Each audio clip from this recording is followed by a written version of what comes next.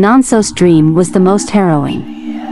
He was hunting in the forest, but the trees closed in around him, trapping him in a maze of darkness. He heard the sound of footsteps behind him, growing closer and closer. When he turned, he saw the Night Walker, her eyes filled with rage. She reached out to him, and he woke with a start, drenched in sweat.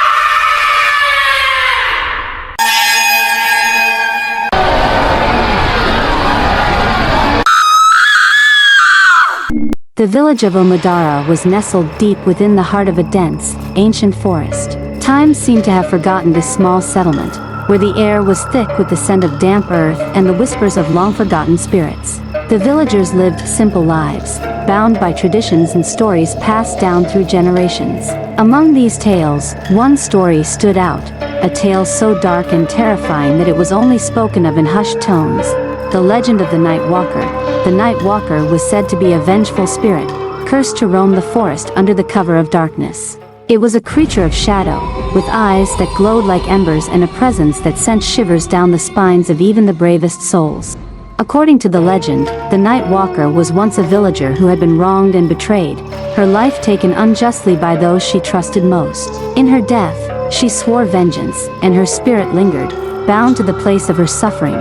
For years, the villagers of Omudara lived in fear of the Night Walker. They followed strict rules to avoid her wrath. Never venture into the forest after sunset, never speak ill of the dead, and always offer respect to the spirits of the ancestors. Despite these precautions, strange and unexplainable events continued to plague the village. Livestock would go missing, crops would wither overnight, and at times, villagers would disappear without a trace. Their fates unknown. Among the villagers were 4 friends, bound by a bond stronger than blood. There was Kachi, the village blacksmith, strong and steadfast; Adiz, the healer, wise beyond her years; Nonso, the hunter, sharp-eyed and quick; and Chichi, the storyteller, whose tales could bring laughter or tears to her listeners. They had grown up hearing the legend of the Night Walker, but like many of the younger generation, they were skeptical of its truth. To them, it was just a story, a way for the elders to keep them in line. One fateful evening, as the sun dipped below the horizon and the forest was bathed in the eerie light of twilight, the friends gathered around a crackling fire. Chichi, as always, was spinning a tale, her voice weaving a tapestry of words that captivated her audience. But tonight, there was a different energy in the air, a tension that none of them could quite place. "I heard that old man Okeke saw the Night Walker last week," Chichi said, her eyes glinting with mischief. "He swears he saw her glowing eyes in the darkness, watching him from the edge of the forest." Nonso scoffed, shaking his head. "Okeke is just an old fool who drinks too much palm wine. He probably saw a firefly and mistook it for the Night Walker." Adiz frowned, her fingers absent-mindedly tracing patterns in the dirt. "We shouldn't dismiss the stories so easily, Nonso. There's a reason they've been told for generations." Kachi, who had been silently tending the fire, finally spoke. "Whether the legend is true or not, we should be careful. There are things in this world we don't understand." As the night grew darker, the friends continued to talk, their conversation drifting from the Night Walker to more mundane topics. But in the back of their minds, the legend lingered, a shadowy presence that refused to be ignored. Little did they know, their lives were about to change forever. The events that would unfold in the coming days would test their courage, their friendship, and their very sanity. For in the village of Omudara, the line between myth and reality was about to blur, and the Night Walker was waiting. The morning after their fireside conversation, the villagers of Omudara awoke to a strange and unsettling sight. Several goats and chickens had vanished from their pens, leaving no trace of struggle. The pens were still locked, and there were no signs of predators or thieves. The villagers were baffled and frightened. Kachi, Adiz, Nonso, and Chichi gathered at the center of the village, where the remaining animals were bleating and clucking nervously. The tension in the air was palpable as the friends tried to make sense of what had happened. "We should search the forest," Nonso suggested, his eyes scanning the tree line. "If there's a predator out there, we need to find it." Adiz nodded, though her expression was troubled. But what kind of predator can take so many animals without leaving a trace? Kachi frowned, his mind racing with possibilities. Let's be careful. We don't know what we're dealing with. As they prepared to venture into the forest, the old man who had seen the night walker approached them. His eyes were wide with fear, and his hands trembled as he pointed towards the trees. "It's her," he whispered. "The night walker. She's angry." The friends ventured into the forest, their footsteps crunching softly on the fallen leaves. The sunlight filtered through the dense canopy, casting dappled shadows on the ground. As they moved deeper into the woods, an eerie silence settled around them. Even the birds seemed to have gone quiet. Suddenly, Adiz halted, her hand raised to signal the others. They listened intently, straining to hear what had caught her attention. Faint whispers floated on the breeze, too soft to understand but unmistakably human. "Do you hear that?" Chichi asked. Her voice barely above a whisper. Nonso nodded, his hand tightening around the hilt of his knife. "Stay close," he warned. The whispers grew louder as they continued, seeming to come from all directions at once. The friends exchanged nervous glances, their hearts pounding in their chests. When they tried to pinpoint the source of the whispers, they found nothing but empty forest. "This isn't natural," Adiz said, her voice trembling slightly. "We should go back." But just as they turned to leave, the whispers stopped, replaced by an eerie, oppressive silence. The friends hurried back to the village, their unease growing with each step. That night, Adiz woke with a start. Her arm throbbed with a dull, aching pain. She pushed back the covers and gasped. There, on her forearm, was a strange mark, dark and intricate, like a brand seared into her skin. She had never seen anything like it. Adiz tried to wash the mark away, but it remained, a constant reminder of something malevolent. She wrapped her arm in a cloth and resolved to consult the village elders in the morning. When she showed the mark to her friends, their reactions varied from concern to fear. Kachi's brow furrowed in worry, while Chichi's eyes widened with alarm. "That looks like some kind of curse," Chichi said, her voice shaking. "We need to find out more about this." Kachi nodded, his expression grim. "Let's talk to the elders. They might know something." In the days that followed, Kachi couldn't shake the feeling of being watched. It started as a vague unease but soon grew into a constant, nagging sensation.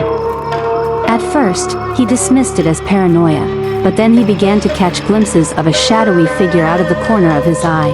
One evening, as he worked late at the forge, Kachi felt the hairs on the back of his neck stand up. He turned quickly, but there was nothing there. The shadows seemed to shift and move, but no matter how hard he looked, he couldn't catch sight of whatever was stalking him.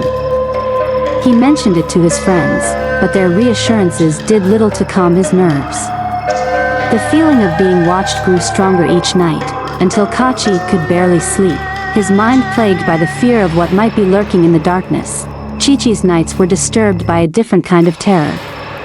It began with a soft, melodic tune drifting through her open window, a lullaby so hauntingly beautiful that it made her heart ache. But beneath the sweet melody, there was an undercurrent of malice that sent chills down her spine. She looked outside but saw no one. The lullaby continued for several nights, growing louder and more insistent. Chichi's sleep was fitful, and she found herself dreading the night. One night, she decided to confront the source of the song. She stepped outside, her heart pounding, and called out into the darkness. The lullaby stopped abruptly, and the silence that followed was more terrifying than the song itself. She hurried back inside, her mind racing with fear and uncertainty. As the tension in the village reached a boiling point, the moon rose one evening, casting a blood-red light over Omudara. The elders gathered in the village square, their faces lined with worry. "This is a bad omen," one of the elders said, her voice trembling. "The night walker grows stronger." That night, the villagers heard wailing from the forest, a sound so filled with despair that it chilled them to the bone. The friends huddled together, their fear palpable. They knew that something had to be done, but they were unsure where to start. A few days later, the village was thrown into panic when a child went missing. Search parties combed the forest, but there was no sign of the boy.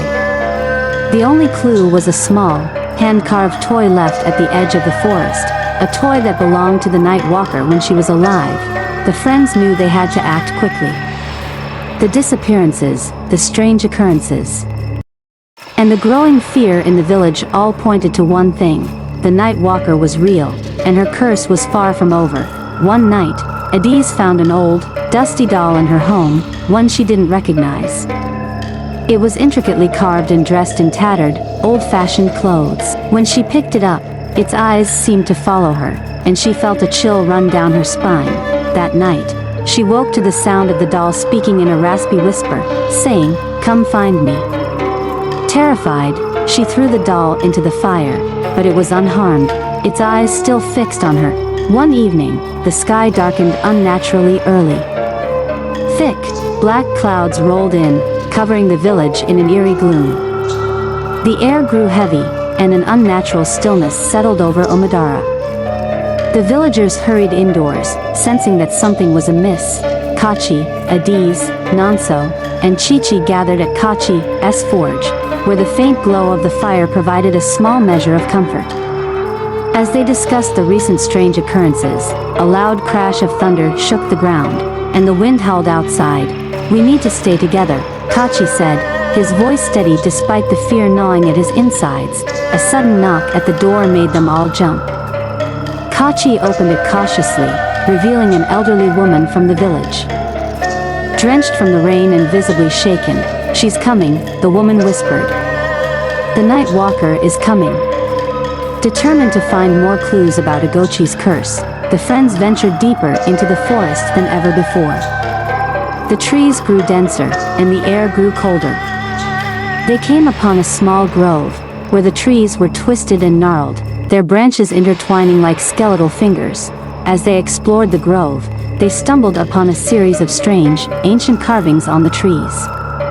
The symbols were unfamiliar, but they radiated a sense of dread. "What do these mean?" Chichi asked, tracing one of the carvings with her finger. Adiz frowned, her eyes scanning the symbols. "I don't know, but they feel wrong." Suddenly, a bone-chilling scream echoed through the forest, sending birds fleeing from the treetops. The friends exchanged frightened glances, their hearts pounding in their chests. "We need to get out of here," Nonso urged, gripping his knife tightly. As they turned to leave, they heard footsteps behind them. They spun around, but there was no one there. The feeling of being watched intensified, and they hurried back to the village, the sense of dread following them. That night, each of the friends experienced vivid, terrifying nightmares. In Adiz's dream, she was standing in a dark, foggy forest, surrounded by shadowy figures. The whispers grew louder, and she felt a cold hand grasp her shoulder. She turned to see Gochi's face, twisted in anger and sorrow. In Kachi's nightmare, he was back at the forge, but the fire had gone out. The shadows around him moved and writhed, and he felt the oppressive presence of the Night Walker. He tried to relight the fire, but it was no use. The darkness consumed him. Chichi dreamed of the lullaby, but this time it was louder and more menacing. She saw the figure of a young girl standing at the edge of the forest, her eyes glowing red. The girl beckoned to her, and Chichi felt an overwhelming sense of fear and helplessness. Nonso's dream was the most harrowing. He was hunting in the forest, but the trees closed in around him, trapping him in a maze of darkness. He heard the sound of footsteps behind him, growing closer and closer. When he turned, he saw the Night Walker, her eyes filled with rage. She reached out to him, and he woke with a start, drenched in sweat. The friends gathered the next morning, shaken by their nightmares. They knew they had to act fast. As they discussed their next steps, a young boy from the village approached them, holding a piece of parchment. "This was left at our door." The boy said, his eyes wide with fear. Kachi took the note and unfolded it. The message was written in a shaky hand. the ink smeared as if written in haste, "The truth lies beneath the old oak. Only then can the curse be broken." "What's beneath the old oak?" Chichi asked, her voice trembling. "We'll find out," Kachi replied, his jaw set with determination. "We have no choice." That night, the friends made their way to the old oak tree, a massive, ancient tree that stood alone in a clearing deep in the forest. The air was thick with tension, and the only sound was the rustling of the leaves. As they approached the tree, they saw a small, weathered gravestone at its base. The inscription was barely readable, but it bore Agochi's name. They began to dig, hoping to find answers. Suddenly, the temperature dropped, and a thick fog rolled in. The Night Walker appeared, her eyes blazing with fury. She let out a piercing scream, and the ground trembled beneath them. "We're here to make amends," Adiz shouted, trying to keep her voice steady. "We want to end this curse." The Night Walker advanced on them, her presence overwhelming. The friends stood their ground, their hearts pounding with fear and determination. They knew this was their only chance to put Agochi's spirit to rest and save their village from her wrath. As they confronted the Night Walker, a blinding light enveloped the clearing. A voice, gentle and sorrowful, echoed through the air. It was Agochi's voice, but it was filled with regret rather than anger. "Forgive them," the voice said. They did not know the truth. The fog lifted, revealing the ghostly figure of Agochi, no longer the vengeful spirit they had feared. She looked at them with sorrowful eyes, and the friends realized that her anger had been driven by a misunderstanding. The betrayal was not as it seemed, Agochi explained. "I was falsely accused, and those who loved me tried to save me, but they failed. Their spirits are trapped, just as mine was." With this revelation, the friends understood that to break the curse, they needed to free not only Agochi's spirit but also the spirits of those who had tried to save her. The friends performed the final part of the ritual, calling upon the spirits of Agochi's loved ones and asking for their forgiveness. The ground trembled one last time, and a warm light spread through the forest. Agochi's spirit and the spirits of her loved ones were finally at peace. The village of Omudara was saved, but the memory of the Night Walker and the events that had transpired would linger in the hearts of the villagers. The friends returned to the village, forever changed by their experience, and vowed to honor Agochi's memory by ensuring that the truth was never forgotten.